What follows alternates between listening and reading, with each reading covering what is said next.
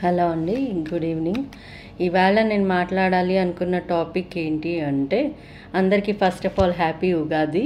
ఈ సంవత్సరం పెళ్లి చేసుకోబోయే వాళ్ళు, నెక్స్ట్ పెళ్లి చేసుకోబోయే వాళ్ళందరూ కూడా ఈ విషయంలో కాషియస్గా ఉండండి. You just want a spouse are you want a spouse who is a home maker as well. ఇది మీరు కాషియస్గా ఉండండి. అండ్ మోస్ట్లీ అబ్బాయిలు అమ్మాయిలు ఈ ఆస్పెక్ట్లో ఎక్కువగా కాన్సన్ట్రేట్ చేయండి. నేను పెళ్లి చేసుకుంటున్నాను, నాకు స్పౌస్ వస్తున్నారు, so we'll handle our family అనుకుంటారా, అదొక ఆస్పెక్ట్. నేను పెళ్లి చేసుకుంటున్నప్పుడు మగవాళ్ళు అయితే నా వైఫ్ హోమ్ మేకర్గా కూడా ఉండాలి అన్నప్పుడు be cautious and alert her on that. మీరు పెళ్లి చేసేసుకున్నాక అన్నీ నార్మల్ అయిపోతాయి, లేకపోతే మెయిడ్ పెట్టేసుకుంటాం అయిపోతుంది. It is not about that. It is about taking responsibility who will handle what. అలాగే ఆడపిల్లలు కూడా నేను పెళ్లి చేసేసుకుంటాను, మా ఆయన నా మాట వినేస్తారు కాదండి. మీరు పెళ్లి చేసుకున్నాక మీరు హౌస్ రెస్పాన్సిబిలిటీ ఎంతవరకు తీసుకోగలరు, మీరు హౌస్ చోర్స్ ఎంతవరకు చేయగలరు, మీరు హోమ్ మేకర్గా ఎంత ఆస్పెక్ట్స్ ఏ ఆస్పెక్ట్స్లో ఎంత పర్సంటేజ్లో కాంట్రిబ్యూట్ చేయగలరు, ఈ విషయంలో కాషియస్గా ఉండండి. ఫస్ట్ నుంచి ఈ విషయం మీద ఇద్దరు అవగాహన పెంచుకోండి. పెళ్ళైపోయింది, పిల్లలు పుట్టేశారు, ఇప్పుడు కొన్నాళ్ళు అయిపోయింది, ఇప్పుడు ఇలాగుంటున్నారు అని కాదండి. పెళ్ళైన కొత్తలోంచి స్టార్టింగ్ నుంచే ఈ ఆస్పెక్ట్ మీద మీరు కాన్సన్ట్రేట్ చేయండి. మోస్ట్లీ అబ్బాయిలు అయితే కనుక మా ఆవిడ మరి ఇల్లంతా చూసేసుకోవాలి కదండి, తనదే డ్యూటీ, తను బయట జాబ్ చేసినా సరే ఇల్లంతా తనదే డ్యూటీ అని అనుకునే వాళ్ళైతే కనుక ఫస్టే ఈ విషయం తనకి కన్వే చేయండి.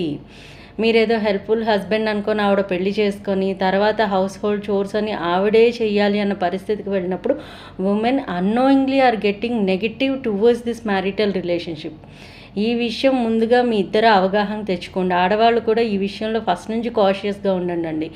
పెళ్ళైన కొత్తలో బాగానే చూసుకున్నారు, ఇప్పుడు కొన్నాళ్ళు అయిపోయిన తర్వాత ఇలా మాట్లాడుతున్నారు, ఇంటి బాధ్యతలన్నీ నా మీద పడుతున్నాయి అని కొన్నాళ్ళ తర్వాత కాదండి, పెళ్ళి చేసుకునే ముందు, పెళ్ళి చేసుకున్నాక కూడా ఈ ఆస్పెక్ట్ని ఫస్ట్ సెటిల్ చేసుకోవడానికి చూడండి.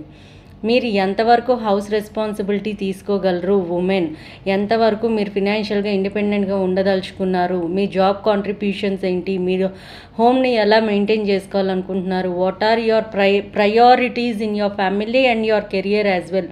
ఈ విషయం మీద శ్రద్ధ ఎక్కువ పెట్టండి. ఇనీషియల్ స్టేజెస్ ఆఫ్ మ్యారేజ్లోనే మీరు ఈ విషయంలో శ్రద్ధ పెట్టారంటే కనుక లేటెస్ట్ స్టేజెస్ ఆఫ్ మ్యారేజ్లో మీరు ఇబ్బంది పడక్కర్లేదు. సో అబ్బాయిలు అమ్మాయిలు వచ్చేసరికి ఏంటంటే యాజ్ ఓల్డ్ జనరేషన్స్, ఏది 90s 80s కానీ 90s కానీ 2000లో కూడా ఆడవాళ్ళే ఇంటి పనులన్నీ చేసుకునేవాళ్ళు, ఆడవాళ్ళే ఇంటి రెస్పాన్సిబిలిటీస్ చూసుకునేవాళ్ళు అన్న మైండ్ సెట్తో మాత్రం ఇప్పుడు ఉండద్దు. ఇప్పుడు ఆడపిల్లలు కూడా మీతో పాటు సమానంగా సంపాదిస్తున్నారు, మీతో పాటు సమానంగా పోటీ పడుతున్నారు, కష్టపడుతున్నారు.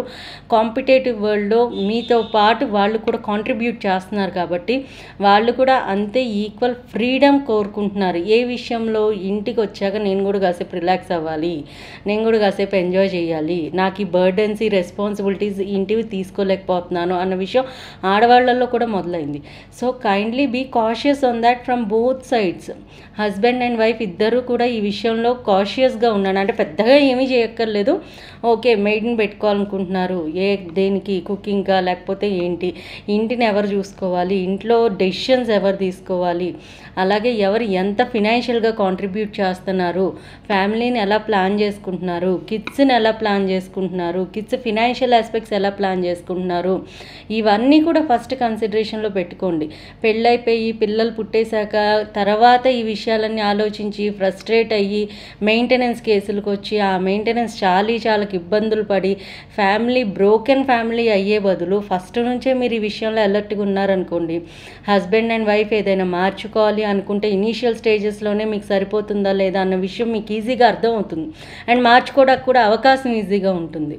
సో మీ ఫినాన్షియల్ బర్డెన్స్ మీరు షేర్ చేసుకోవడం కానీ, హౌస్ హోల్డ్ చోర్స్ మీరు షేర్ చేసుకోవడం కానీ, లేకపోతే టైం షిఫ్ట్స్, మార్నింగ్ ఎవరి ఇంట్లో అవైలబుల్ ఉంటారు, ఈవినింగ్ ఎవరు అవైలబుల్ ఉంటారు, ఇలాంటివి హ్యాండిల్ చేసుకోవడం కానీ, ఇవన్నీ కూడా premarital and early stages of మ్యారేజ్లోనే డిసైడ్ చేసుకోండి. దీనివల్ల చాలా వరకు ప్రాబ్లమ్స్ తగ్గుతాయి. సో డైవర్స్ వరకు రాకుండా చాలా ఈజీగా మీరు మ్యారిటల్ లైఫ్ని హ్యాండిల్ చేసుకుంటారు. Kindly consider this as a major point in your marital life. Okay, thank you and happy Ugadi.